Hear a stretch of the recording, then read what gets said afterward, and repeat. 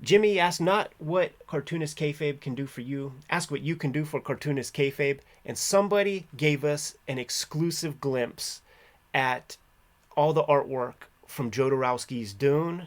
Let's put it under the microscope immediately.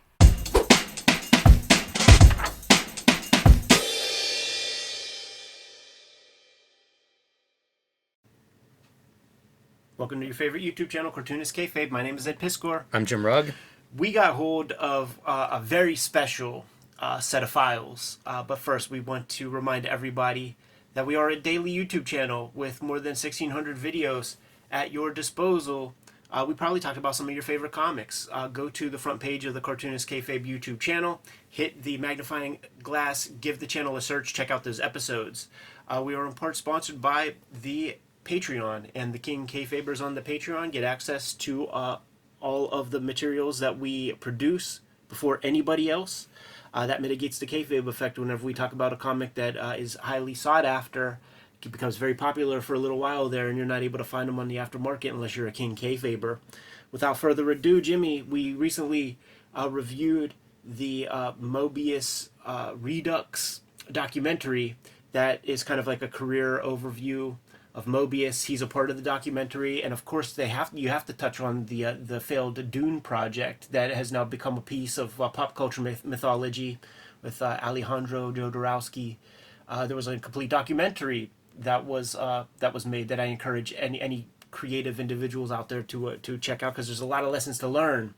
And one of those lessons is, man, beauty and failure. Like if you're taking a nosedive, man, pivot out of that shit and come out gracefully and just make something new.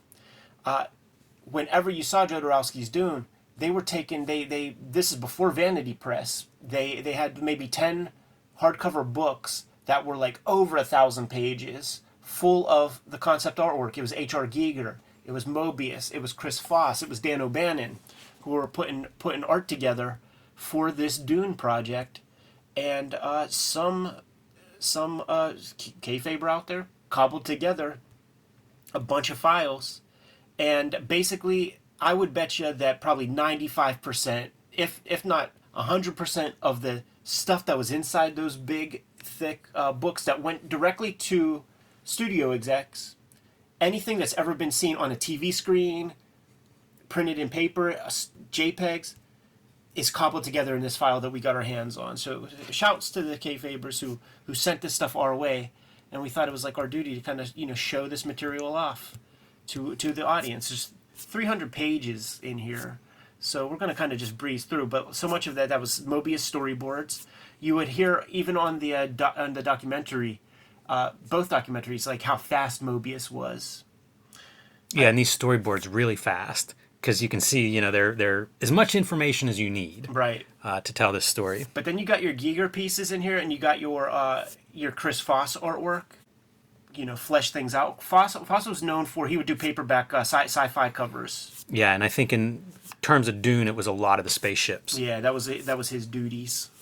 This video is brought to you by the comics that we make. Ed Piskor's Switchblade Shorties is now running as a daily comic strip on Instagram, Webtoons, Facebook, wherever you find your comics. Look for Switchblade Shorties. Ed also has Hip Hop Family Tree, the Omnibus, out in stores everywhere now, collecting all of the Hip Hop Family Tree strips, along with 150 extra pages, and available in diminishing quantities. So pick that one up if you haven't added it to your shelf. The next Red Room collection, Crypto Killers, is now out in stores. Completely self-contained, so if you haven't read Red Room before, Crypto Killers, perfect place to start. And X-Men Grand Design, the trilogy trade paperback, collecting all of the X-Men Grand Design in one trade paperback volume. My Grand Design, Hulk Grand Design, is coming to the trade paperback format, and you can pre-order this one now. The Hulk Grand Design Treasury, out of print, so if your store still has a copy and you don't, pick it up. But if you missed it, there's a trade paperback coming. I've been self-publishing lately. True Crime Funnies, my nonfiction collection, BW, celebrating the black and white indie comics of the 80s and 90s, and the 1986 zine, celebrating the greatest year in comics history, are available at jimrugg.com or patreon.com/jimrugg. And my latest books, Street Angel Princess of Poverty and Street Angel Deadliest Girl Alive, collecting all of my Homeless Ninja on a Skateboard superhero comics in 2 handsome volumes from Image Comics. And now back to our video. Yeah, it's a fascinating document, especially now that we have so much information on the making of the document. Right. So it's super cool. If you guys are pausing at home, to look at like the storyboards and stuff, it's French on the left and English on the right underneath them, so you can kind of read along. It's just interesting to see Mobius doing storyboards. Yeah, because it's all there. With respect to the picture plane, the perspectives. Yeah. And then when you get to see these kind of beautiful pieces. Costume designs, character designs. Yeah, there's quite a range. That's amazing. Yeager's a motherfucker, dude. He really is. It doesn't even make sense to me that's like a painting. Like it doesn't look like oil paint. You know what I mean? It looks pulled from some H.P. Lovecraft. Yeah, like marble and shit. Metal and stuff. It's wild. This made me want desperately. I want a release of the Brandon McCarthy Fury Road storyboards. Yeah. And interesting, like we did a video on storyboards at this point years ago, and you see how broad they are. Martin Scorsese storyboarding Raging Bull is about stick figures. Right. And then somebody else is doing like full color painted storyboards. So it's what kind of information you want to present to the team that's making the movie. And that's what this book is. It's like as much as we can give you without actually like, all right, time to get actors, time to build sets, time to really do it.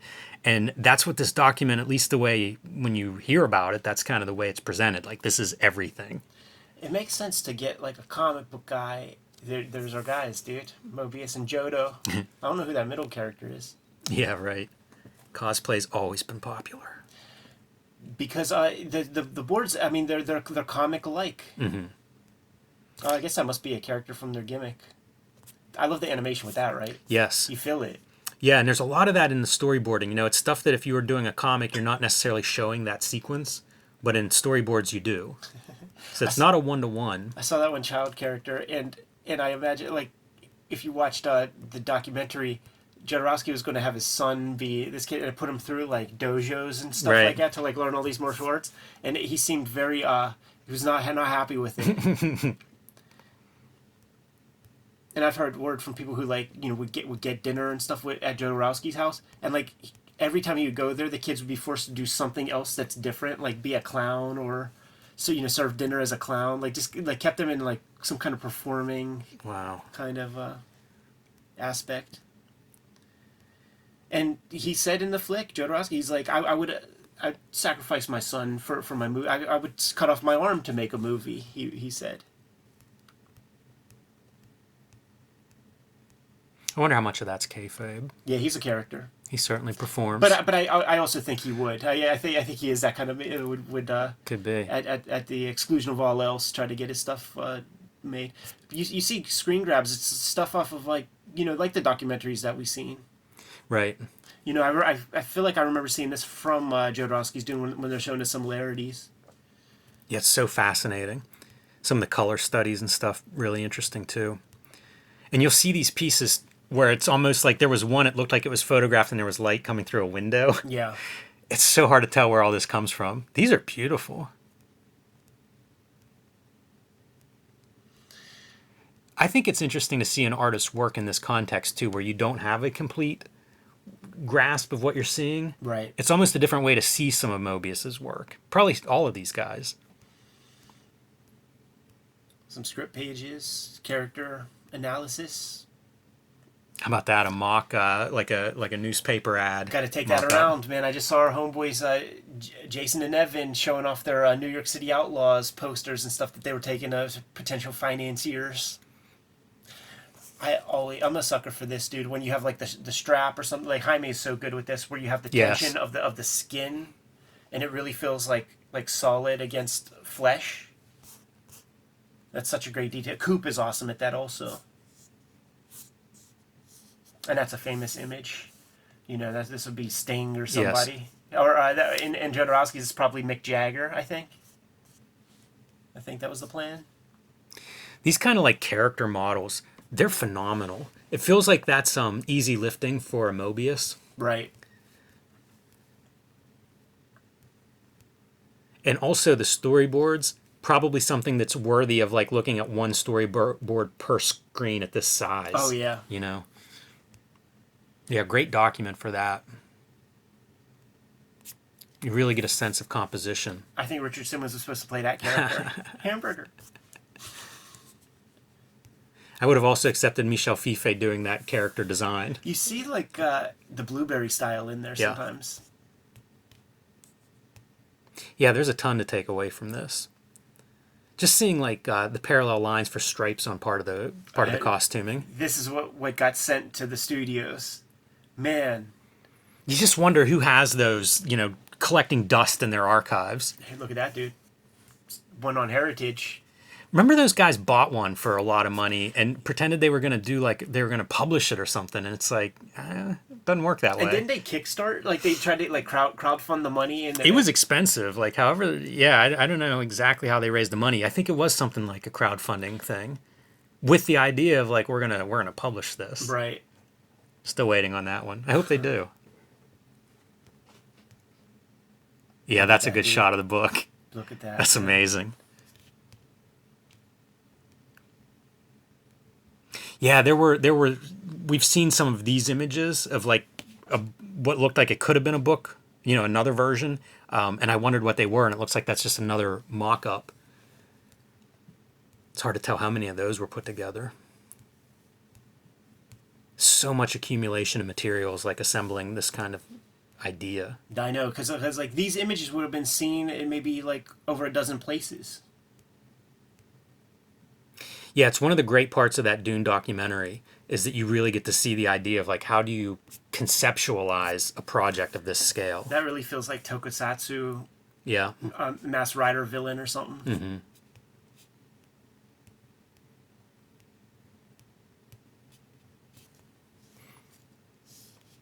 Getting near the end here.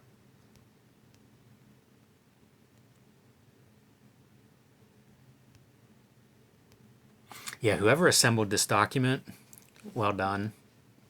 It's not easy building something like this. I think this was from our documentary that we just watched.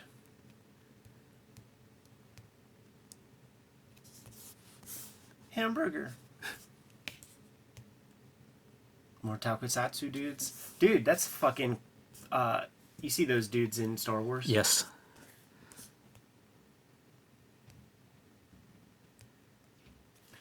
I love just Otomo. thinking of the material. Because we know a lot of this stuff's markers. And blending it and stuff. Man. What could have been. It makes me wonder how many other movies have, probably not quite to this scale, but I mean, think of how many movies have been started and developed and got so far down the road with this kind of conceptualization and then shelved, and you never even hear of them. It's like you're speaking from experience, Jimmy. Hey man, I don't know too many freelance artists that don't have those stories. Those NDA stories, man. Absolutely. There's our man Giger. Wow. What an artist. Scariest artist ever. Yeah, he lives it. He lives it. I think he could have a cult. I think all of these dudes could have a cult. Mobius, Jodorowsky, They could. Giger. Yeah. Like, they all have that sort of spirit. Very singular-minded. Cult. I say that because I think Giger had, like, super young wives, man. And you see, who he is, what he is. Like, you gotta have some charisma. Yeah, I know If you're in that people shell. who are fans of him, and it is almost religious, the Yeah. fandom. And then one final hamburger, and we could be out. Amazing. Thank you guys. Thanks, Kayfabers, for the documentary. We are a receptacle for cool bootleg stuff.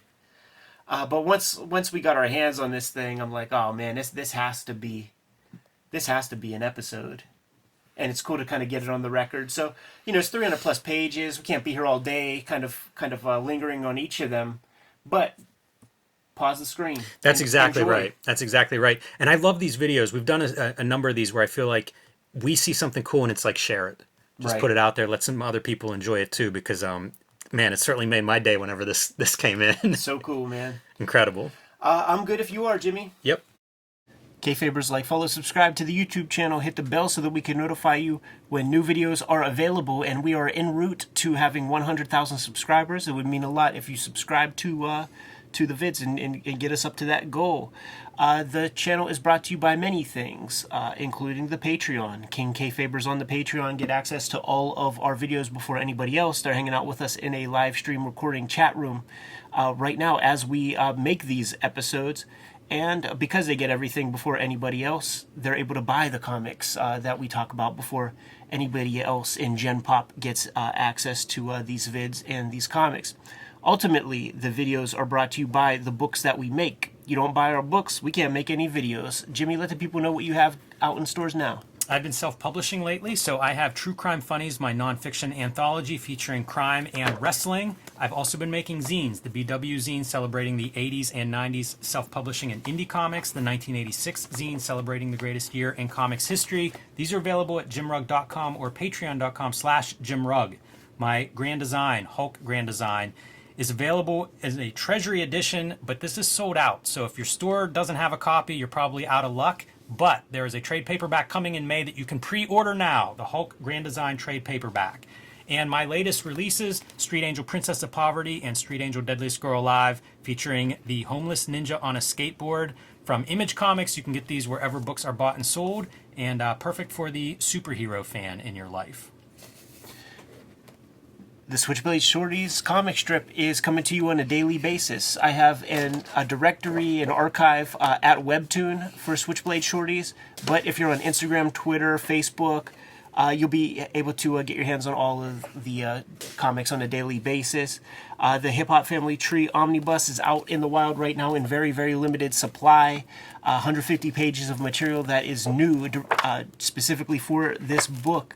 So it's the ultimate volume of Hip Hop Family Tree. Get it while supplies last. Thank you very much for supporting it the way you have been. Red Room Crypto Killers is the new round of Red Room comics that is out. What happened? I was going to flip through it, and then I remembered YouTube doesn't like us flipping through this book, Ed. Right, man. It is the new round of Red Room Comics, Murder on the Dark Web for Fun and Profit. Think Black Mirror meets EC Comics in a way. 4 stories in there. You can start with this comic, or you can start with any of them, because all stories are self-contained in each volume. And finally, the X-Men Grand Design Trilogy trade paperback is out there in the wild, collecting all of my X-Men Grand Design works. Some of those volumes are out of print, so it's your way to get all of my X-Men Grand Design in one handy-dandy soft cover edition. Like I said up front, you got to buy the books in order for us to kind of keep the lights on in the studio. YouTube don't pay nothing. But there are some ways to directly support the Cartoonist Kayfabe channel. Jimmy, let the people know what those are. You can subscribe to the Cartoonist Kayfabe e-newsletter at the links below this video. You can also buy Cartoonist Kayfabe t-shirts, merchandise, mugs, hats, stickers, and more at our spread shop. That link is also under this video. All good ways to support the channel. Give them those final marching orders, Jimmy, and we'll be on our way. Read more comics.